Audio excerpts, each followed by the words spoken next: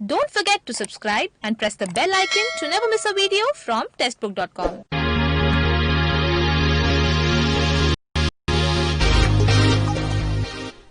Hello everyone, welcome to Testbook Banking. So this is time to discuss financial news. Financial समाचार का time है, discuss करते हैं exactly आज जो इंपॉर्टेंट इवेंट्स है, इंपॉर्टेंट चीजें, उनके ऊपर हम लोग बात करेंगे. तो will start with the first news. Everyone knows that a big news for India, Sensex kisses 50,000 mark. 50,000 का मार्क है जो सेंसेक्स ने टच किया हुआ है. अपने आप में बहुत बड़ा रिकॉर्ड है. अब 50,000 मार्क टच करने का reason, one of the reason was that US के अंदर Joe Biden took the oath, उसका एक इंपैक्ट, पॉजिटिव इंपैक्ट पूरी दुनिया के शेयर मार्केट्स के ऊपर हुआ है. एक पॉजिटिव न्यूज जाती है जिससे इन्वेस्टमेंट बूस्ट होने के लिए काफी अच्छी मदद होती है. पिछले 10 महीने में हमारे सेंसेक्स ने डबल से जंप की है. सो लास्ट 10 मंथ्स, भले ही कोविड-19 चल रहा था, बट ड्यू टू दिस कोविड-19 काफी फॉरेन इन्वेस्टर्स से they started investing their money into emerging economies, and one of the emerging economies India, and that's why it kind of a very huge boost for the Sensex, for the BSE. Okay, NSE is also showing some positive sign, but still NSE is not touching this mark. But the first time in the history of Indian share market, the Sensex, which is the topmost index of the BSE, Bombay Stock Exchange, जिसके अंदर 30 companies को हम लोग calculate करते हैं, it finally touched the mark of 50,000. But at the end of the day, it went down, कि थोड़ा सा मार्केट नीचे आ गया था. 49,624.8 पे मार्केट क्लोज हुआ है. Okay, but still it was a very good positive sign that finally we touched that mark. Okay, but obviously at the same time there is the profit margin जो भी बन रही थी, profit margin का थोड़ा सा बेस कम हो गया, no doubt about that, because अगर जितना मार्केट ऊपर जाता है तो उतना प्रॉफिट मार्जिन का बेस थोड़ा सा कम हो जाता है, थोड़ा सा रिड्यूस होता है. But it's kind of a very huge achievement for our market, for Bombay Stock Exchange, and which we should know. Okay, आगे आगे बढ़ेंगे. 299 का हमारा रिपब्लिक डे स्पेशल ऑफर चल रहा है, जिससे आप गो थ्रू कर सकते हो. 299 का हमारा पास आपके पास है, तो इसको लेना मत भूलिएगा, काफी क्रूशियल रहेगा आप लोगों के लिए. साथ में अगर आप कोई भी बैंकिंग का कोर्स लेना चाहते हो, कोई भी हमारे टेक्स्ट बुक सिलेक्ट का कोर्स लेना चाहते हो, कोई भी कोर्स, नॉट ओनली बैंकिंग का, एनी काइंड ऑफ कोर्स, तो आप ये कोड यूज कीजिए, पुष्पक PUSHPAKP इस नाम से कोड है. अगर आप एक कोड यूज करते हो तो आपको इंस्टेंट 20% ऑफ मिलेगा. किसी भी कोर्स के अंदर, कोई भी कोर्स रहे, तो आप थोड़ा सा डिस्काउंट ऑफर में भी इसको ले पाओगे. ठीक है. इसके अलावा आज बैंकिंग कॉन्क्लेव हमारा है कि 22 ऑफ जैन से बैंकिंग कॉन्क्लेव 3 दिन चलने वाला है, तो इस कॉन्क्लेव को अटेंड करना मत भूलिएगा. ये भी आपके लिए बहुत क्रूशियल और बहुत इंपॉर्टेंट रहेगा. ठीक है गाइस, स्टार्ट करते हैं, आगे बढ़ते ना. KIFB बोरोविंग को लेकर काफी इशू चल रहा है कि Kerala infrastructure investment fund board नाम से केरला ने अपना एक बोर्ड क्रिएट किया था. केरला गवर्नमेंट ने अपनी एक अथॉरिटी क्रिएट की थी जो मार्केट से पैसे बोरो करके जो इंफ्रास्ट्रक्चर के लिए यूज करते थे. नो कैग, हमारे controller and auditor general of India ने एक रिपोर्ट प्रेजेंट की है. उस रिपोर्ट में यह कहना है कि जो ऑफ बजट बोरोविंग जो केरला गवर्नमेंट कर रही है, ये कॉन्स्टिट्यूशनल लिमिट जो होती है अंडर आर्टिकल 293, इसको क्रॉस कर रहा है, और यहां पे थोड़े प्रॉब्लम्स आ रहे हैं, तो यहां पे इश्यूज क्रिएट हो सकते हैं. नो KIFB एग्जैक्टली क्या है, ऑफ बजट बोरोइंग्स क्या होती है, और कॉन्स्टिट्यूशन क्या कहता है, इन सबके ऊपर हमें बात करनी पड़ेगी. और एग्जैक्टली कैग का क्या कहना है, केरला गवर्नमेंट क्या कहना चाहती है, ये एग्जाम के लिए काफी क्रूशियल रहेगा. सबसे पहले मसाला बॉन्ड्स आपको पता होगा. मसाला बॉन्ड्स का मतलब है जब भी कोई इंडियन एंटिटी बाहर शेयर मार्केट में इंडियन रुपीज में बॉन्ड को इश्यू करती है और इंडियन रुपीज में पैसा लाती है, उनको मसाला बॉन्ड कहते हैं. KIFB का यूज करके केरला ने काफी मसाला बॉन्ड्स बाहर कंट्री में इश्यू किए और काफी पैसा इंडिया के अंदर आया है.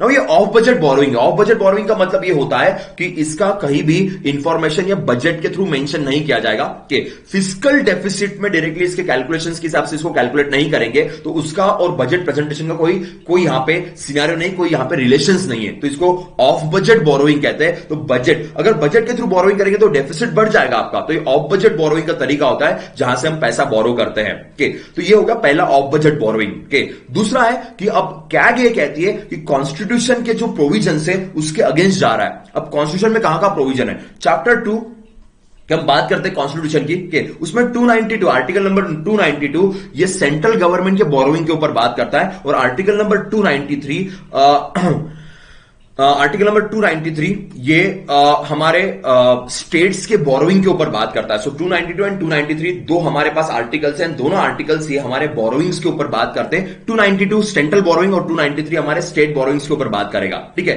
अब देखिए, state legislature power by law to enable the limit of the state executive powers and borrowing and giving the guarantee. Now यहां पे जब भी बोरोइंग की जाएगी, स्पेशली जब बाहर कंट्री से बोरोइंग की जाएगी, जब बाहर देश से बोरोइंग की जाएगी, तो 293 ये कहता है कि सेंट्रल गवर्नमेंट के परमिशन से लेना पड़ेगा, उनका कंसेंट होना बहुत जरूरी है। ओके, और जितना भी पैसा बोरो किया जा रहा है वो ऑफ बजट रहे या बजट के अंडर का रहे, आपको सेंट्रल गवर्नमेंट की परमिशन, सेंट्रल गवर्नमेंट का कंसर्न, ये काफी इंपॉर्टेंट होता है और ये पॉइंट यहां पे मेंशन किया गया है। ओके, नाउ कैग का ये कहना है कि केरला गवर्नमेंट ये कॉन्स्टिट्यूशन को बाईपास करके ये पैसा उठा रही है, कॉन्स्टिट्यूशन को बाईपास करके पैसा यहां से लिया जा रहा है। दूसरा, बाहर कंट्री से अगर आप पैसे लेते हो, बाहर कंट्री से अगर आप पैसे बोरो करते हो, तो सेंट्रल गवर्नमेंट की परमिशन होना बहुत जरूरी है। ये एक और पॉइंट यहां मेंशन किया गया। दूसरा, कैग का यह कहना है कि यहां पे ट्रांसपेरेंसी बहुत ही कम है, बिकॉज ये मनी ऑफ बजट है, तो बजट प्रेजेंटेशन के अंदर नहीं आएगा, डॉक्यूमेंटेशन के अंदर नहीं आएगा, तो यहां पे ट्रांसपेरेंसी बहुत कम है, यहां पे कुछ गलत प्रैक्टिस तो नहीं हो रही है, ये भी हमें पता नहीं, ऐसा कैग ने क्वेश्चन रेज किया हुआ है। ओके, नाउ दूसरा, अब जो भी पैसा आ रहा है उस पैसे को रिटर्न कैसे करेंगे? तो पेट्रोलियम सेल्स का जो पैसा केरला गवर्नमेंट कलेक्ट करती है या मोटर व्हीकल टैक्स का जो पैसा केरला गवर्नमेंट कलेक्ट करती है, ये पैसे का यूज करके ये फंड जो KIFB के नाम पे बोरो किए जा रहे हैं, इसको वापस किया जाएगा। तो यहां पे स्टेट फाइनेंस के ऊपर बर्डन भी आ सकता है, ऐसा भी केरला का कहना है। दूसरा, एक्सटर्नल लायबिलिटीज की बात करते हैं तो ये कंट्री की एक्सटर्नल लायबिलिटी बढ़ रही है, के बिकॉज यहां पे मसाला बॉन्ड इशू किए जा रहे हैं, मसाला बॉन्ड्स को यहां पे इशू करके बाहर कंट्री से पैसा लिया जा रहा है, तो यहां पे एक्सटर्नल लायबिलिटी बढ़ने की भी बात यहां पे कैग ने की हुई है। तो कैग ने बहुत सारे क्वेश्चंस यहां पे रेज किए। No, Kerala infrastructure investment fund की बात करते हैं, कोई नया फंड नहीं है। 1999 में इस फंड को क्रिएट किया गया था, इस फंड को प्रॉपर उनके पार्लियामेंट के थ्रू पास किया गया था और उसके लिए बोर्ड क्रिएट किया गया। अब 2019 में इस बोर्ड ने मसाला बॉन्ड के थ्रू 2150 करोड़ ये लंदन स्टॉक मार्केट से रेज किए थे, तो काफी बड़ा ह्यूज अमाउंट ऑफ मनी वहां से रेज किया गया और केरला के एडवांस इंफ्रास्ट्रक्चर के लिए इस सारे पैसे का यूज किया जाता है। नाउ अब केरला गवर्नमेंट का कंसर्न क्या है? केरला गवर्नमेंट का यह कंसर्न है कि when it comes to state development की बात करें तो पूरा पैसा स्टेट डेवलपमेंट के ऊपर खर्च हो रहा है, स्कूल्स, रोड, हॉस्पिटल्स। तो यू कैन चेक प्रॉपरली, आप चेक कीजिए। अगर ये KIFB हमारे पास नहीं रहेगा तो how you are going to develop our state? हम स्टेट कैसे डेवलप करेंगे? बिकॉज सेंटर से इनफ मनी हमें नहीं मिलता। दूसरा, केरला गवर्नमेंट का यह कहना है कि जब कैग ने रिपोर्ट प्रेजेंट किया, they didn't even concern Kerala, Kerala का पॉइंट ऑफ व्यू भी नहीं सुना। कि केरला ने जो कंसर्न रेज किए, केरला जो बात कहना चाहती थी वो बात किसी ने सुनी भी नहीं, अपने हिसाब से यूनिलैटरल रिपोर्ट दे दिया, जो भी कहीं ना कहीं गलत है। Because you didn't even ask us कि ये इसके डॉक्यूमेंटेशन दिखाइए। डॉक्यूमेंटेशन अगर आपने मांगे होते तो हम आपको दिखा भी देते कि एग्जैक्टली पैसा कहां खर्च हुआ। आपने कहा ट्रांसपेरेंसी नहीं है, पर ट्रांसपेरेंसी दिखाने के लिए हम रेडी थे। KIFB या मसाला बॉन्ड की जब भी बात करते हैं तो ये RBI की परमिशन से क्रिएट किया गया, RBI के परमिशन से बोरो किया गया। और एनीवेज RBI सेंट्रल और स्टेट गवर्नमेंट के बिहाफ में काम करती है, दोनों के लिए पैसे मैनेज करने की बात करती है। अगर RBI परमिशन दे रही है, RBI एज एन एजेंट काम करेगा, ऑथोरिटी प्रोवाइड करता है सेंट्रल स्टेट गवर्नमेंट को पैसे मैनेज करने के लिए, डेट मैनेज करने के लिए। अगर RBI ने KIFB को परमिशन दी हुई है, then what is the problem? Because ये इलीगल तरीके से तो हो नहीं रहा है, and that is a concern raised by the Kerala government. Kerala का भी कंसर्न सही है, कैग के भी जो पॉइंट्स है वो भी कॉन्स्टिट्यूशनल पॉइंट्स है, पर यहां पे कहीं ना कहीं लैक ऑफ कम्युनिकेशन है, and this lack of communication is creating the problem. Basically it's a very good practice because you are borrowing the money of budget borrowing. ये कोई स्टेट गवर्नमेंट पहली बार कर रही है ऐसा नहीं है, सेंट्रल गवर्नमेंट काफी बार करती है। कुछ ऐसे फंड सेंट्रल गवर्नमेंट ने बना के रखे जिनका बजट में कैलकुलेशन नहीं है, RTI के अंदर नहीं आते, पर उसके ऊपर कैग ने कभी क्वेश्चन रेज नहीं किया। यहां पे रेज हो रहा है, तो यहां पे थोड़ा सा पॉलिटिकल चीजों के ऊपर क्वेश्चन मार्क रहता है, because RBI already mention that. और ये फंड अभी नहीं रेडी बना, ये 1999 से बना हुआ है, तो एकदम सडनली क्यों प्रॉब्लम आ गई है? And that is the question raised by the Kerala government also. Let's see क्या होता है इसके अंदर। आगे बढ़ते हैं। RBI predicts glorious summer for the economy. ना RBI ने बड़ा बेहतरीन पॉइंट मेंशन किया कि अगर वापस कोविड वेव नहीं आती, then otherwise the worst is over, worst खत्म हो चुका है, and now economy will go amazingly in upper side में इकोनॉमी जाएगी। अब उनका यह कहना है कि GDP turning positive, GDP positive जा रहा है, कि इन्फ्लेशन भी काफी कंट्रोल में आ गया, इकोनॉमी अभी किसी चीज के ऊपर डिपेंडेंट नहीं है, कि फेस्टिवल के ऊपर किसी के ऊपर डिपेंडेंट नहीं है, अब नॉर्मल तरीके से इकोनॉमी प्रॉपरली वर्क करेगी और इन्वेस्टमेंट भी किक स्टार्ट करेगा। But at the same time RBI का यह कहना है कि एक्सपोर्ट का एज थोड़ा कम हो जाएगा, बिकॉज इंडियन रूपी की वैल्यू बढ़ रही रही है। अभी तक हमने इंडियन रुपी की वैल्यू थोड़ी सी डाउन करके रखी थी कि मैनिपुलेशन, आपने देखा आरबीआई यूएस ने आरबीआई का नाम मैनिपुलेशन लिस्ट के अंदर डाला हुआ था इंडिया का नाम के, पर अभी रुपी का वैल्यू बढ़ रहा है बिकॉज काफी फॉरेन इन्वेस्टमेंट इंडिया के अंदर आ रहा है कि आपने ऑलरेडी देखा मार्केट काफी अच्छा ग्रो हो रहा है, काफी फॉरेन इन्वेस्टमेंट इंडिया के अंदर आ रहा है, तो रुपी की वैल्यू बढ़ेगी। रुपी की वैल्यू जब बढ़ेगी तो ऑटोमेटिकली उसका जो इंपैक्ट है वो आपके एक्सपोर्ट के ऊपर आएगा, तो एक्सपोर्ट अपना एज थोड़ा सा लूज कर सकता है, ये भी पॉइंट यहां पे मेंशन किया गया है। ठीक है, आगे बढ़ेंगे। Regulatory compliance portal bye DPIIT, department for promotion of industries and internal trade की बात करते हैं, कॉमर्स मिनिस्ट्री के अंदर डिपार्टमेंट आता है। Now they created a compliance portal, regulatory compliance portal. So business create करने के लिए, इंडस्ट्रीज क्रिएट करने के लिए जो भी आपको डॉक्यूमेंटेशन रखता है उसके लिए सिंगल पोर्टल बना के रखा है जिसमें state as well as centre सबकी इंफॉर्मेशन यहां पे रहेगी, तो और कुछ करने की जरूरत नहीं पड़ेगी। दैट इज कॉल्ड डीपीआईआईटी ने पोर्टल बनाया। फिकी, सीआईआई, बहुत सारी इंस्टीट्यूशंस होती है जो इंडस्ट्रीज बेस्ड इंस्टीट्यूशन है, उन्होंने रिक्वेस्ट भी की थी और फाइनली रिक्वेस्ट को एक्सेप्ट किया गया एंड वी क्रिएटेड दिस। मैंने कहा था नोडल अथॉरिटी है कि इंडिया के जितने बिजनेस है, उनकी जितनी रेगुलेटरी एक्टिविटीज है, उन सबकी नोडल अथॉरिटी ये डीपीआईआईटी होती है, जो ministry of commerce Piyush Goyal साहब के मिनिस्ट्री के अंडर आता है। ऑब्जेक्टिव यह है कि मल्टीप्लिसिटी ऑफ वर्क के, मल्टीप्लिसिटी ऑफ डॉक्यूमेंटेशन, ये सारे काम रुक जाएंगे, ये सारे काम बंद हो जाएंगे। इन सारे बर्डन को रोकने के लिए और इसको कॉस्ट इफेक्टिव बनाने के लिए हमने मैन्युफैक्चरिंग सेक्टर को बूस्ट करने के लिए ये कंप्लायंस पोर्टल क्रिएट करने की बात की है। देखिए, this portal will be link with everyone, every authority, state, centre, UTs, सबसे ये लिंक रहेगा कि सारे लॉज, सारे अमेंडमेंट्स, जो लॉज निकल गए, जो नई चीजें ऐड हुई है, सारी इंफॉर्मेशन यहां पे रहेगी। तो रेगुलेटरी कंप्लायंस पोर्टल से आपको सारी इंफॉर्मेशन एक ही जगह पे मिलेगी। ये पहली बार ऐसा पोर्टल सेंट्रल गवर्नमेंट ने क्रिएट किया है। कुछ स्टेट्स के अंदर ऐसे पोर्टल्स है, पर फाइनली वो स्टेट ओरिएंटेड है। बहुत जगहों पे सेंटर के परमिशन की भी जरूरत पड़ती है। असोचैम, फिकी, सीआईआई, इन सब ने रिक्वेस्ट डाली थी और फाइनली इसको डीपीआईआईटी ने लॉन्च किया, क्रिएट किया। इसके अलावा इंडिया में बिजनेस को बूस्ट करने के लिए बिजनेस रिफॉर्म एक्शन प्लान के रैंकिंग ऑफ स्टेट्स आती है, जहां पे कौन से स्टेट ने किस तरीके से रिफॉर्म्स क्रिएट किए, किस तरीके से नई चीजों को इंट्रोड्यूस किया, सिंगल विंडो सिस्टम किसके पास है, एनवायरमेंटल परमिशंस, लेबर लॉज या बाकी रेगुलेटरी अथॉरिटीज। इसके लिए 2015 से हमने बिजनेस रिफॉर्म एक्शन प्लान, ये कंसेप्ट भी लॉन्च किया था, जो कंसेप्ट इंडिया में ऑलरेडी वर्क करता है और जो अच्छा है। नियर अबाउट 187 रिफॉर्म्स को यहां पे जज करते हैं। देन इंडस्ट्रियल कॉरिडोर हमारे पास है, जो फास्ट और वेल प्लान्ड चीजों के लिए यहां पे मैनेज किया जाएगा। यहां पे हम इंडस्ट्रियल कॉरिडोर, गोल्डन क्वाड्रिलेटरल की हम लोग बात करते हैं, वो चीजें ऑलरेडी हमारे पास है। देन इन्वेस्ट इंडिया नाम से कैंपेन हमने लॉन्च किया था, जिसको अभी रिसेंटली इसी साल United nation conference on trade and development की तरफ से अवार्ड दिया गया है। The United Nations investment promotion award इसको मिला हुआ है। तो इन्वेस्ट इंडिया ये कैंपेन भी हमारे पास है। ये कैंपेन काफी पहले स्टार्ट हुआ था, 2010 के आसपास का कैंपेन है, but this campaign become very famous to attract the investment in India and make in India. तो सबको पता है 2014 में इसको लॉन्च किया गया था। 25 सेक्टर में इंडिया में मैन्युफैक्चरिंग को बढ़ाने के लिए make in India initiative launch किया था, तो जिसका फायदा भी हमें हुआ कि ईज ऑफ डूइंग बिजनेस, इस रैंकिंग के अंदर इंडिया की रैंकिंग भी काफी अच्छे तरीके से ग्रो हुई है over the period of time. So Atmanirbhar is another thing which is helping India.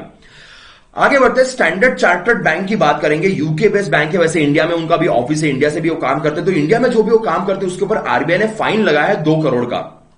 क्यों? बिकॉज स्टैंडर्ड चार्टर्ड ने जो भी फ्रॉड्स हुए थे, जो भी पेनाल्टी फ्रॉड हुए थे, उसकी रिपोर्टिंग बहुत जल्दी करनी पड़ती है, पर इन्होंने रिपोर्टिंग में डिले कर दिया, रिपोर्टिंग काफी लेट कर दी। सो फॉर दैट रीजन, उस रीजन की वजह से यहां पे जो चीज है, यहां पे जो सिनारियो है तो उसके ऊपर 2 करोड़ का फाइन लगाया गया। 2 करोड़ के फाइन यहां पे इंप्लीमेंट किए गए and that is important scenario. बाकी यहां पे कुछ डिस्कस करने की जरूरत नहीं, ज्यादा यहां पे ज्यादा जाने की जरूरत नहीं पड़ेगी, इतना आपके एग्जाम के लिए मोर देन इनफ रहेगा। ठीक है, आगे बढ़ते हैं। India innovation index 2020 NITI Aayog ने एक रिपोर्ट दिया है। कल भी मैंने करंट अफेयर्स के लेक्चर के अंदर इसके ऊपर बात की थी, पर यहां पे थोड़ा डिटेल में बात करते हैं। India innovation index, NITI Aayog index देती है कि अब वापस इस इंडेक्स के अंदर कर्नाटका द टॉप पोजीशन पे, कि लास्ट ईयर भी कर्नाटका टॉप पोजीशन पे था, इस बार भी टॉप पोजीशन के ऊपर ही है। कि ग्लोबल इनोवेशन इंडेक्स जो वाइपो देती है, वर्ल्ड इंटेलेक्चुअल प्रॉपर्टी ऑर्गेनाइजेशन, उसी के भरोसे हमने इंडिया के अंदर ये इनोवेशन इंडेक्स लॉन्च किया, जहां पे हम स्टेट को कैलकुलेट करेंगे। ठीक है, ग्लोबल इनोवेशन इंडेक्स के अंदर इंडिया का रैंकिंग इस बार 48, पहली बार हम टॉप 50 में आए। अब इंडिया के स्टेट्स कैसे वर्क कर रहे हैं, यहां पे बहुत सारे पैरामीटर्स है, बहुत सारे अप्रोच है, उन सारे अप्रोच के ऊपर ध्यान में रखते हुए, बहुत सारे पैरामीटर्स के ऊपर ध्यान में रखते हुए ये डेटा देता है कि कौन से स्टेट में अच्छे पब्लिकेशंस हुए, पेटेंट्स फाइल हुए, ये सबको ध्यान में रखते हुए हम इस डेटा को देते हैं। देखिए इंडिकेटर्स कौन से यूज करेंगे, number of PhD students, engineering technology, number of high skilled professionals, R&D कहां पे हो रही है, इंटरनेट सब्सक्राइबर्स कितने हैं, FDI इनफ्लो कितना होता है, ये सारे पैरामीटर्स से सारे इंडिकेटर्स को जज करते हुए ये रैंकिंग हमारे पास आती है। और उस रैंकिंग में हमने 3 कैटेगरी बनाई है, major states, okay, then union territories, hilly and northern and the union territories and the hilly and northeastern states। तो ऐसे हमारे पास 3 कैटेगरी है, बड़े स्टेट्स के, छोटे और यूटीज, और बाद में हिली एंड नॉर्थ ईस्ट के स्टेट्स की हमने कैटेगरी बनाई है। तो मेजर स्टेट्स के अंदर कर्नाटका सबसे ऊपर है, 42.5 उनका रैंकिंग आ रहा है। महाराष्ट्र सेकंड पे आ रही है 38.03 के। तो एक्सपोर्ट, FDI इनफ्लो काफी बेहतरीन हो रहा है। इसमें अगर हम देखेंगे तो कर्नाटका, तमिलनाडु, तेलंगाना, केरला के मोस्टली साउथ के स्टेट्स है जो टॉप 5 पोजीशन पे आ रहे हैं, और बीच में एक महाराष्ट्र है कि उसको भी नियर अबाउट सेंट्रल में हम लोग पकड़ लेंगे। पर ये states, southern states, they are doing wonderful job. बाद में 6th रैंक पे आपका हरियाणा आ रहा है कि चलो अब देखिए बॉटम की बात करेंगे, झारखंड, छत्तीसगढ़, बिहार। बिहार सबसे नीचे आता है, सबसे नीचे बिहार आ रहा है, 14.5 पॉइंट है बिहार का। तो सबसे बॉटम पे झारखंड, छत्तीसगढ़, बिहार आती है। हिली स्टेट्स की बात करेंगे तो हिमाचल प्रदेश सबसे टॉप में जा रहा है, तो ये भी पॉइंट याद रखना। और यूनियन टेरिटरी की बात करेंगे तो दिल्ली सबसे ऊपर है। बेसिकली दिल्ली का रैंकिंग जो है वो 46.6 है। तो पूरे इंडिया में सबसे बेस्ट अगर रैंकिंग देखें तो दिल्ली का है 46.6, बट स्टिल दिल्ली यूटी या स्मॉल स्टेट्स के अंदर आता है। तो बड़े स्टेट्स की बात करें तो कर्नाटका 42.5, पर ओवरऑल की बात करें तो दिल्ली सबसे टॉप में यहां पे जाता है। You can see the rating over here, Karnataka, Maharashtra, ये बड़े स्टेट, मेजर स्टेट्स का रेटिंग है जो भी यहां पे आप देख सकते हो। तो इनोवेशन इंडेक्स है जो ग्लोबल एंगल पे इंडिया में प्रेजेंट किया गया। तो यहां पे भी एग्जाम में क्वेश्चंस आएंगे। तो ये थे कुछ इंपॉर्टेंट इवेंट्स, ये थे कुछ इंपॉर्टेंट न्यूज जो हमारे एग्जाम के लिए काफी इंपॉर्टेंट और काफी क्रूशियल होती है। ठीक है, so that's all from my side for the day. के आज थोड़ी कम न्यूज थी, मिलते हैं कल के लेक्चर के अंदर and will discuss rest of the financial news. तब तक के लिए bye bye, take care, safe रहिए, सुरक्षित रहिए और पढ़ते रहिए।